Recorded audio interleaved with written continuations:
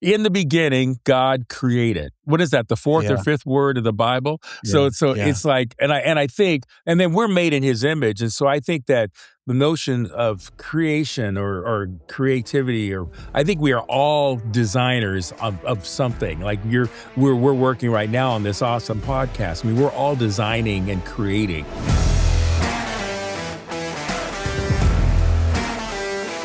Welcome to the Workmatters podcast, where you will hear real-life stories from everyday people in different roles and industries share the challenges of practically integrating their faith and work. Each week together, we'll wrestle over what God is doing in us and with us while we work. So let's dive in. Well, we really have an exciting conversation in front of us today. You're going to meet somebody in this conversation Darrel and I are about to have with an incredible heart for God and for His work, and someone that's behind the scenes, but a brand that we're all really familiar with. God has used this God-given mind and heart and talent to do something amazing in Nike. Yep.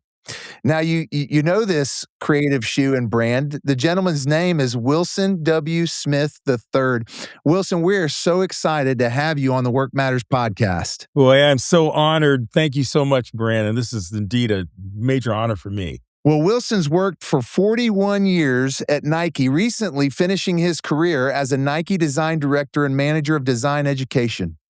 During his tenure, Wilson designed shoes for great athletes, and you're going to know these names because we know them. Michael Jordan, Scottie Pippen, Serena Williams, Andre Agassi, one of my favorite all-time tennis players, Roger Federer, another one of my all-time favorites, and Derek Jeter. He's also a professor in product design at the University of Oregon, where his focus is adaptive design, enabling athletes with disabilities. He was honored with the Jan Ernst Matzeliger Award as the first Black designer in the athletic footwear industry, and most recently, in 2024, was honored at the historically Black college university, Pencil Lewis College in Detroit, Michigan. Go Michigan, with the launch and the dedication of the Wilson W. Smith III Footwear Design Studio, the one and only of its kind. And finally, Wilson does something he loves, maybe even more than designing, and that's leading worship. As one of the worship leaders at South Lake Church in West Lynn, Oregon. Did I leave anything out or anything you want to add to that introduction, Wilson? Oh, man. Well, I also have the joy of being on the Workmatters podcast. So that's okay. I need to tag that. I need to tag that at the bottom of that. And so, no, this is super honored. So thank you so much. Oh, well, thank you. Well, we're going to talk about some of your fascinating work here, and we're going to really lean into that. But we want to hear your heart and your story, your journey of faith. Could you just kind of guide us through that, how it began and some major stakes in your journey? Well, thank you so much, Darrel. That's always a fun thing to talk about because it's always fresh and new every morning. So I had the joy of as I grew up, I had a family that valued the potential of faith. I had a grandmother, and I was an Episcopal acolyte as I was growing up, and then in the Episcopal Church. And my parents sent me to a Lutheran grade school where I really learned scripture and memorization, and it was pretty exciting. I think those both played big arcs for me when in college I came to the point where I received the Lord in a much more fuller and personal relational way, as opposed to more of a religious experience, perhaps, but certainly much deeper in the Lord. And that would have happened about my sophomore year in high school, sophomore year in college. And so that was just really cool. And since then it was kind of like, things kind of changed for me. Honestly, it was almost an additional kind of move of the Holy Spirit in my life the script flipped from what could God do for me to what could I possibly do for the Lord. And it kind of, that was kind of the way I would, at least the way it felt to me. Of course, I know that He's doing all things in and through us. It's not me doing anything, but that's the way personally I felt was happening. And that's how things changed for me in my sophomore year of college. Wow. I could go much further onto that because in terms of opportunities, the fun thing for me was around the world of worship. I feel I got saved at in a worship service in college, and it was the first time when I was like looking around and seeing people really just entering into praise of God that they knew personally, and it made me think, wow, I've always kind of known that, but I hadn't ever experienced that, and I was like, man, and so it got me really excited, and so because of that, things continued to develop. I went back, started practicing piano more, and next thing you know, I'd be in settings when I came to Portland, Oregon, and was where I grew up at. I came to settings in church there where they would ask me to lead worship, and that was really fun. And it just kept kind of happening from the college class to the main services and to all kinds of settings since then. So I feel I was for at least 35 years I was doing shoes and worship. That was kind of the journey of my week. So and it was always exciting. Oh. So Man. Well, thanks for sharing that part. You know, I know calling is a big issue for you, and you talk to people all over the world about that. But I was just thinking as you were telling that story that sometimes calling is just an opportunity that presents itself, that somebody sees it in us and gives us a chance, and calling develops kind of through an opportunity. Wow, isn't that cool? It's great to perhaps think of it, Darrel, like we're that we're all part of the body of Christ, and God is like working something in and through us according to His, good pleasure. So He's doing this workmanship, this Workmatters workmanship in and through us, and I feel that that when other people, I think calling can be very much integrated in with others as you move into it. I mean, I a lot of times I think that a lot of times you look for your North Star. That's something I'll say. I look for a North Star as to what am I passionately excited about. And the North Star, I believe, is something that can change, by the minute. It doesn't have to be something that's so concrete, but I think it's something that you can faithfully go somewhere, and then next thing you know, the Lord can redefine it in a new way.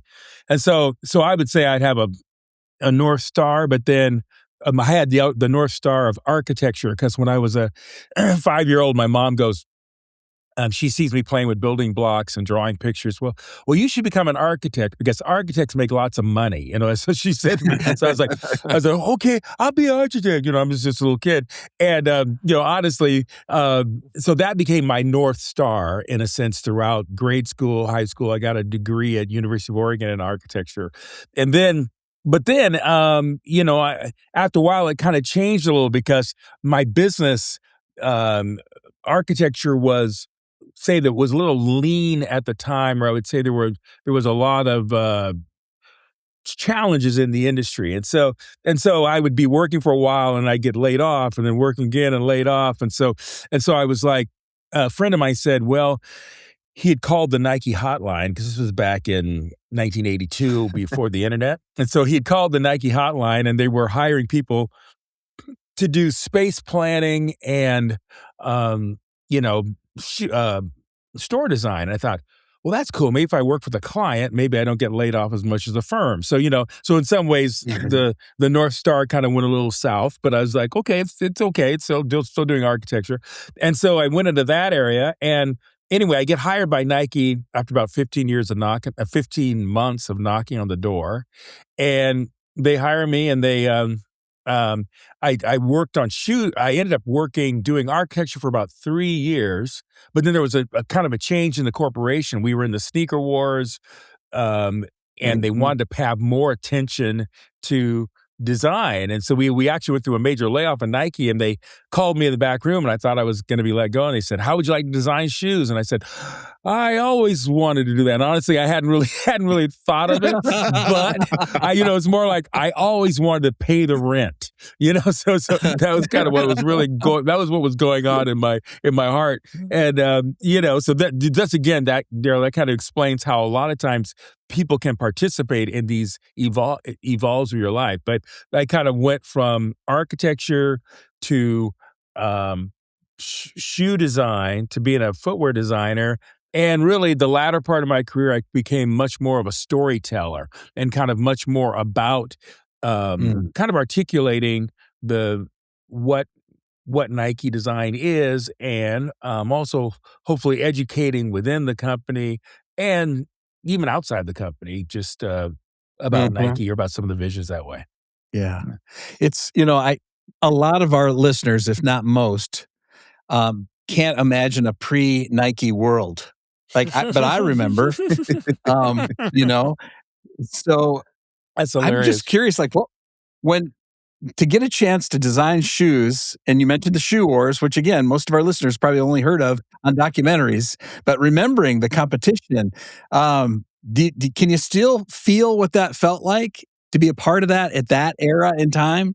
Wow, what a great thought, Darrell. Yes, I do, and here's an example of where I kinda missed it. This was we're in the sneaker wars, and so but this was actually right before I became a shoe designer. I was still doing architecture, and I was still doing kind of the layouts of offices, and I was working on a project to lay out someone's office, and this was in 1984, and I remember at Nike, I was working downstairs in the basement area, whatever, and there was a memo that went out that said, that Michael Jordan was going to come to visit the headquarters that day, and they wanted everybody to come out and welcome him as he came in. And I was sitting at my desk. I'm working on this project. I'm going, Michael Jordan, is he that guy from the Olympics? I was trying to remember who he was, and so because it was from the Olympics, and so I saw that. Well, and so at 1 o'clock, I remember everybody got up from their desk and they went upstairs, and I was like, I got to get this work done. I just stayed at my desk and worked. And I was about the only person on the whole floor. I was a little embarrassed because I was thinking, boy, if I look up and one of the main leaders comes through, I'm in serious trouble. But so that just shows there was an era even before Michael Jordan, and and so Mhm. that was something that happened back then. But it was a different. The company was very earnest. It had started in 1972, so when I got there in '83, it was only 11 years old, and it was a national um success, and not as nearly the international company that is, nowhere near that.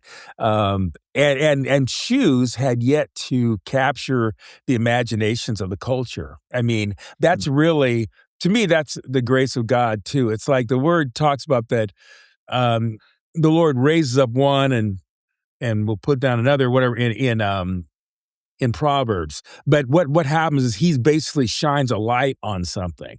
And I believe that he literally, after I was at Nike, he kind of ended up shining a light on the company, and then kind of moved me in a position designing shoes that, at the time did not think was going to be anything. I mean, I was an architect. I'm looking at buildings, I don't even see feet, I'm just kind of looking up. And so for them to make me a shoe designer, and then suddenly for shoes to become something that becomes a personal identity spot for people. And I remember when I was growing up, the identity was maybe you could find in a Cadillac, or you could find in a really cool car. Mhm. But that was very much beyond most of our grasp. But in some ways, some of that identity was transferred, I think, to sneakers, which become personal, vehicles on our feet or whatever. So that was an interesting. It's been interesting to see that transition. Oh, yeah. So, I'm trying to think, okay, so you're at this desk in Nike headquarters. Now when you look back, you're like, okay, they were, startup, and they were getting going, and they had this guy named Michael Jordan, and then you get invited to come and design a shoe for this guy named Michael Jordan. And you end up, it ends up like taking off in this career, and you're designing for all of these people. Take us back to, like, was there a point at where you're sitting in there and you're like, God, how did I get here? And God, what are you doing with me here? This is Yeah. incredible. Was there a time where Mm. you were sitting at your desk in Nike and that just kind of hit you? Well, absolutely. He's able to do above all we could ask or think according to his power that's at work, as it says in Ephesians 3:20, I believe. But really, for me, it was like I remember Mr. Jordan, when we first signed him in '84, and that was when I didn't really know who he was that much. Well, of course, he and Nike was really able to kind of show us who he was. And then for the next 13 years, amazing career. And so then they started the Jordan brand in '97, and I was very honored they asked me to be the first designer in the Jordan brand when it became a brand. So Michael had already been in the company 14 years, 13 years. And so I was that was very exciting, but I was also a little concerned. I thought, we had done sub brands before, and I really didn't think it had much of a potential, to tell the truth. It's kind of odd because right now even I'm wearing a Brazil shirt that's featuring the future World Cup that's coming up, and the whole notion of connecting Jordan with World Cup is a real attempt of connection and storytelling in America that really opens the aperture of the World Cup to Americans, really, when you make connections with the Jordan brand. But that was not a thing in 1997. It was a brand new, new thing. I mean, Michael had won his at least 4 or 5 of his championships in 1997, I believe 5. But anyway, so that was a very interesting thing. So to be able to say that I've got to come to the Jordan brand, there was a brilliant designer who was my mentor, a guy named Tinker Hatfield, who's a great person in my life, and Tinker had designed Air Jordans 3 through 15, and then I got to work on the Jordan 16 with Tinker, and then got to do the 17 on my own.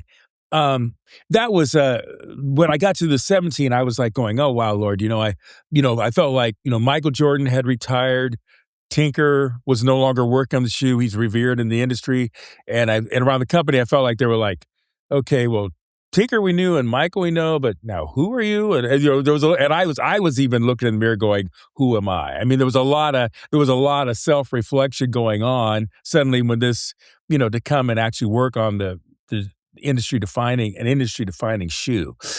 But a brother of mine, actually a dear brother named Greg Johnson, pastor out of Oklahoma, he said to me, "Hey, you're much more influenced by people who believe in you than the other people who you believe in." And he wasn't talking about the Lord, but people. And when he said that, I was like, wow, that's pretty cool. I mean, think of mentors, think of parents, think of opportunities, any connection. Think of looking at Workmatters podcasts and the inspiration that comes from it. All of that is set up by the Lord.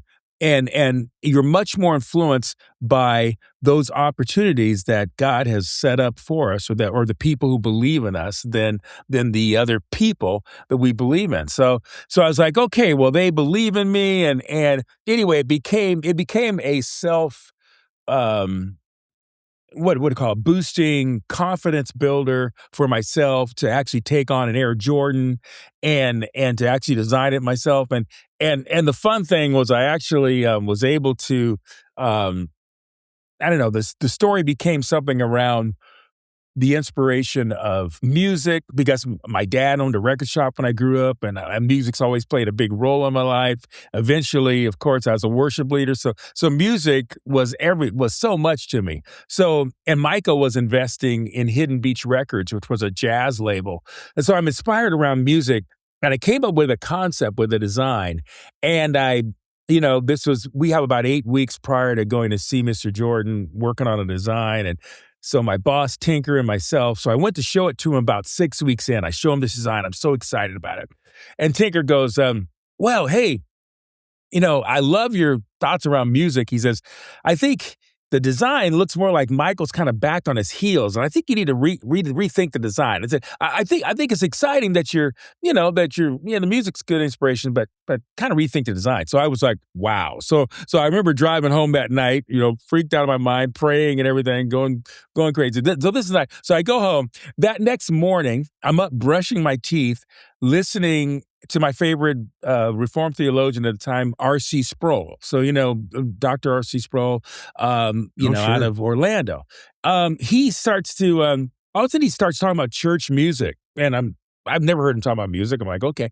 Then he starts talking about jazz music. And I'm like, what? This is the next morning. So I'm looking, he says, the thing that separates jazz from all forms of music is improvisation. When he said that, I felt like my mind exploded because I was like, wow, that's Michael. Michael is the master improvisationalist on a basketball court. R.C. Sproul explained that improv is when a band lays down a steady rhythm underneath and then you improvise with a horn over the top, a private interpretation. Well, in the same way, Mr. Jordan has steady sound fundamentals to his game that he can improvise depending on how the defenses are set up. Honestly, what it did, then I thought, well, what could I do? What does that mean to a shoe? And then it was like, well, the shoe, maybe you could improvise the fit because we were trying to create a better fit for Michael's shoe this time. And so different people would wear it on different ways. This is actually a shoe that is a version of the Jordan 17. And so it actually had, it ended up being basically designed with this, it actually had some notes on the shoe that when we went to demonstrate music and jazz improvisation, I brought a musician from Hidden Beach Records, a guy named Mike Phillips, and he came with his saxophone. I brought my keyboard. I was playing. At first, I was playing Amazing Grace on the piano, and then Michael Jordan's like, "Oh, here's Wilson, always trying to take us to church. Yeah, trying to take us to church." But that's what Mr. Jordan says. Anyway, regardless of all of that, we get up there, and so he was demonstrating his sax playing, and I was demonstrating the kind of the bass underneath. And Michael's like, "Well, we need to tell people these stories. We can't just keep this stuff to ourselves." Mm-hmm. Well, after all of that, this guy Mike Phillips calls me a couple weeks later, and he said, "Man, I wrote a song for the shoe, man." I'm like, "Really?" And he wrote on the side of the shoe. It said, "Michael Jordan, greatest to ever play the game." So it had these notes that went up and down on the side of the shoe. So it's like, "Oh, that's great. I'm just having fun with it." And so this shoe, anyway, we created a number of different ways you could wear it. You could wear it to improvise the fit. You could wear it with different lace holes and stuff on the side, or you could wear it with this lace cover, and would have no.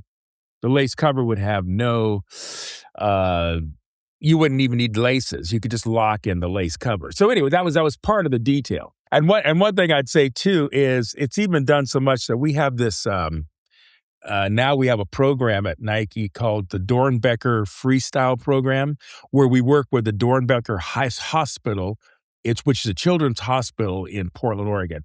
And what we do is we pair a patient with design team at Nike, which was the Jordan design team. Because the patient, Zach Randolph, loved the Jordan 17. They took a 17, and this was the version of it that he made. He was a patient who was hospitalized for 38 days at Dornbecker. So he put this on here because his heart had stopped. And so, but he wanted to use it to be inspired. He loves his cat. He put a little cat graphic on the shoe, and he actually, I was talking about the song that we had written before for here. He changed the song to "Here Comes the Sun," which is also not a bad idea. I hope we with this. Right. Maranatha comes soon. So anyway, but "Here Comes the Sun" by the Beatles, anyways, was the notes that he kind of talked about. Anyway, so this was a pretty fun project. This just was released, just had a auction on the 17th of October of last year, where it raised more money for Dornbecker Children's Research. It raised $175,000 at the time. Wow. And then they released a bunch of the shoes in January of this year. So, I was able to get a pair. So, praise the Lord. It's like a full circle. God just continues to bring exciting blessings. Oh, for sure. What I love about that story too, especially when you weren't sure where to go and you're kind of panicking and you were praying, and then you heard that message from R.C. Sproul and the whole jazz connection. I think we get in the habit of doing things for God, but that demonstrated so much how God wants us to do things with Him, and how He showed up in your moment. He's definitely the best creative director. I mean, he kind of in the beginning God created. What is that? The fourth or Yeah. fifth word of the Bible. Yeah, So yeah. it's like, and I think, and then we're made in His image, and so I think that the notion of creation or creativity, or I think we are all designers of something. Like we're working right now on this awesome podcast. I mean, we're all designing and creating. And I just think that the Lord's the creator, and we get to let Him be the creative director. Yeah, I love that. I'd like to recognize and thank Simmons Foods, Inc. for being our exclusive sponsor for this season of the Workmatters podcast. Their generosity is making this new season of meaningful content and inspiring guests possible. We hope people are encouraged to see work as a place where God shapes them more into His image, in their work, at their work, and through their work. Simmons Foods, Inc. is a family-owned and led company based in Siloam Springs, Arkansas, supplying poultry, pet, and animal nutrition products to customers in all 50 states and more than 40 countries around the world. Please visit simmonsfoods.com to learn more about our wonderful sponsor. Thank you. I heard you speak recently, or not too long ago, at Liberty University, and I love what you were telling the next generation. You used an acronym, SPARK.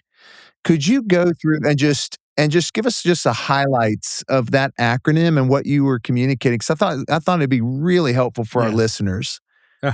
Well, Brandon, thank you so much. That's very fresh in my mind and very blessed in my heart from that opportunity. So I got to speak at the Liberty University convocation on, I believe it was the 13th of February of 26, and it was amazing. Very honored. About 8,000 of the student body was there with us, and Spark was something I feel the Lord gave me. I was the way that Spark happened, honestly, I wanted to talk to the students about their calling, because I wanted them to understand that their calling expands beyond just what we can do in church or ministry, but ministry happens everywhere that God has called us to, that the work, indeed work matters, that what we're doing. Let your light so shine before men that they may see your good works and glorify our Father in heaven. And so that was, so anyway, talk to the students, we were, at one point in time, I was asked to come up with what is my design philosophy, and I was asked by a ministry group called the Luis Palau Association, and they asked me to speak to them at the time, and I was thinking, well, okay, I think of design thinking. Design thinking starts with empathy, and then you define what you're empathizing toward, and then you kind of ideate, prototype, and test. And if you get it right, fantastic, or you go back and redefine, or anyway, that's the way the design thinking works. Well, I always thought, okay, empathy is great. It's great to have a focus of empathy. Yes, we need to feel, other people. But what's God called you to? Because there's needs all around us. So I was thinking, it's more about, on top of that, it's your calling, what you're called to create, and then potentially what you're called to collaborate with others. So I had like calling, create, and collaborate. And then I had an opportunity to speak this talk after speaking with Palau. I got to talk to a bunch of junior high students and junior high kids weren't necessarily Christian. I was thinking, well, boy, if I talk about calling, they're gonna be like, oh, what are you talking about? So I said, I changed it to Spark, Explore, Mix was what I changed it to. So Spark, and then Explore whatever you're designing, and then remix is collaboration. So Spark became calling, because calling was what I felt the Lord was really talking to me about. Well, when I had the opportunity to speak at Liberty University, I was thinking, okay, calling, I want to talk about calling. I thought Spark, and then I was like, well, maybe so I worked on an acronym for Spark. And so Spark, the acronym was, I was thinking it had to do with our story, story. And then in story, I'll just be real quick with it. Story is basically what is your unique, amazing story that God has brought into your life. This helps to speak towards your ongoing calling or what is your ongoing focuses. And so that's your story is very important. And then P was passion. I was very inspired by many athletes that I've been around. In particular, I featured Michael Jordan in this place because I had, someone who's so passionate and so focused. And you know what? Passion is more than just zeal. Passion is an ability to listen. And I think that Michael Jordan, I don't know if I even said this at Liberty, but I think that Michael Jordan's like the greatest listener I've ever been around. And I think that that's because he's paying attention and his passion drives him, probably because he wants to win. And so he just competes. And so he's being but he's very focused and he listens really well. So story, passion. I said was art. And I used art because that's kind of a designer, but I also think that there's a flair that every individual has that God has given us. And we get to bring that to our story. We get to bring that to our journey. We get to bring that to the place we're going. So to me, the art is part of us. It's part of your uniqueness, your unique you that you get to tap into and shine with the grace of God. SPAR, I was thinking of reflection. Reflection along the journey, and all these kind of build on each other. Reflection is things you've learned from, mistakes perhaps in life. You grow from them. You evolve. You continue to okay, Lord, help me. And I've had plenty of I've done shoes in the past that were maybe more about the company or more about the whatever we were promoting than they were about the athlete. And that was not a good idea. And I was very fortunate that they didn't end up too disastrous, but there has been, when you're not keeping the main thing, that's a problem. So reflection. And the last thing was K was knowledge that leads to action. So it's like knowledge. Okay. So you kind of put this all together. You have a knowledge that you feel you built. And then there's action, I believe, that comes kind of out of that. And I used, at the time I used, Serena Williams as an example there because I got to work with her throughout her career, designing, telling stories about her products and allowing her to lead that. But one of the things that happened with Serena, older and as she developed, she wanted to pass on to her next generation in a sense. And because she didn't really see enough, for example, she's trained as a designer as well. She didn't see enough say African-American or whatever designers in her sphere that she was around. So we created the Serena Williams design crew. And what we did was we went to major cohorts in New York and Chicago and LA. And we did 5 cohorts with about 8 to 10 designers each year that designed her products. And I got to mentor them. This is towards the latter part of my stay in Nike. And we hired a good percentage of them. And so they helped to diversify our design force, and they brought insights that only they had from their journeys and their skill sets. And they even had, a number of them were well educated, but a lot of them we were able to help with that journey for them as well. So anyway, it just was a very rich. That was a rich knowledge that led to action that was inspired by Serena. And the other thing that I enjoyed at Liberty was a dear brother named Matt Priest, who was a good friend, and his kids go to Liberty, and he introduced me at Liberty. And at the time when I was telling him about this Spark, Matt says, well, their mascot's name is Sparky. And I was like, well, that's too close. That's too good. And so I was like, okay, what could the Y be? So after we did Spark, and then we kind of threw a Y on the end of it. I said, Y is all of you. And I could point to everybody in the room and pray for the room. And so, but that was, once again, that was the Lord doing really cool stuff. Oh, I love that. For sure. So good. That. Yeah. Story, passion, art, reflection, and then knowledge that leads to action. Then, of course, The you. I love the why. The pointing to you. I love that. I love that. Darrel, have you got anything? Just so grateful. Just so Yeah, grateful me to hear too. part of your story and that God brought our paths together and we had a chance to just have this conversation. I'm excited of the work that you're doing, and because here in my graduation, I don't call it, we're like Caleb, we don't stop. I'm graduated, I'm not retired, and I have opportunity to go and do more of what I want to do.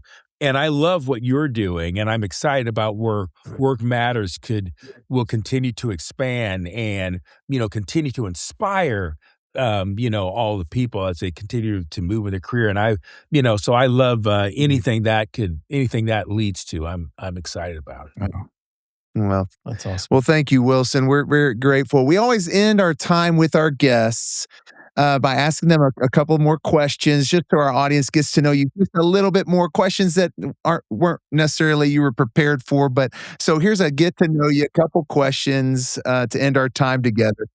So you mentioned some music, but I would like to know, what's your favorite genre of music?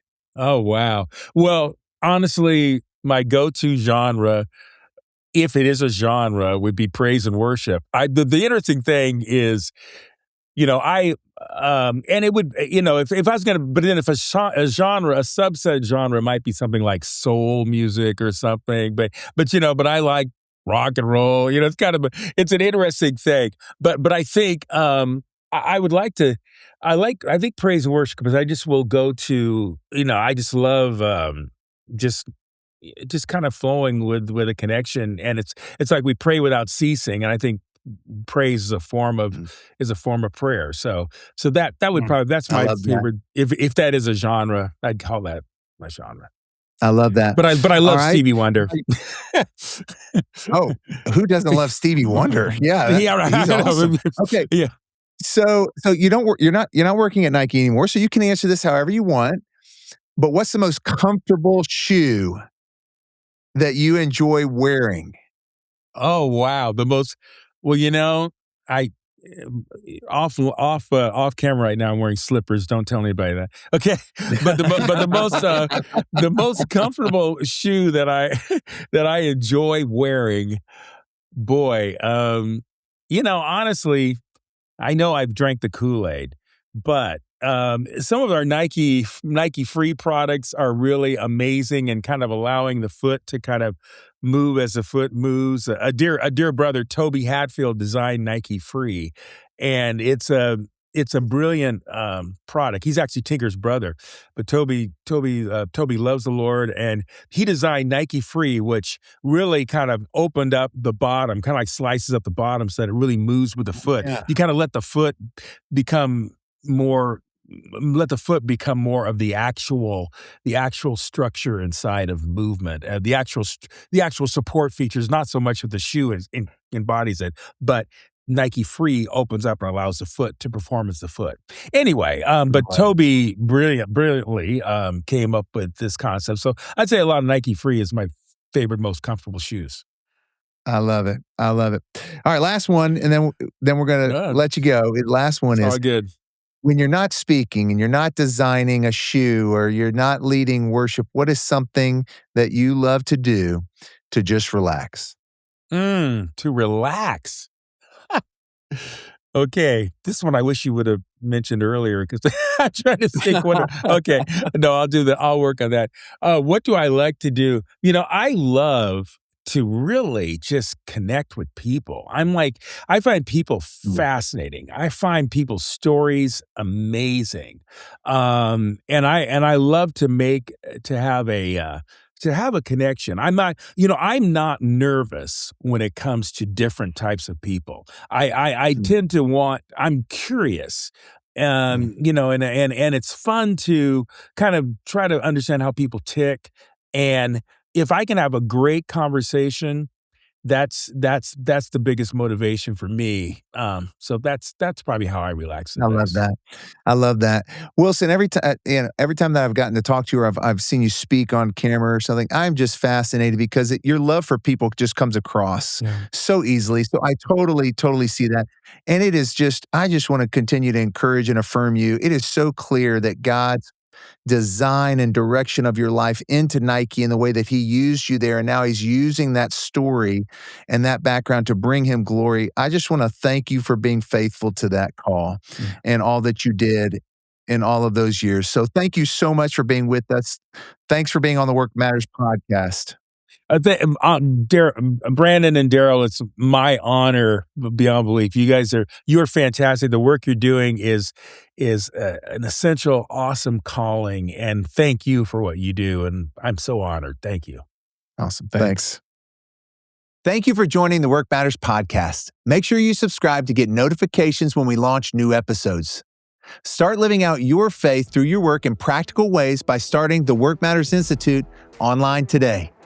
You can do this and learn more about upcoming forums, webinars, and conferences by visiting workmatters.org.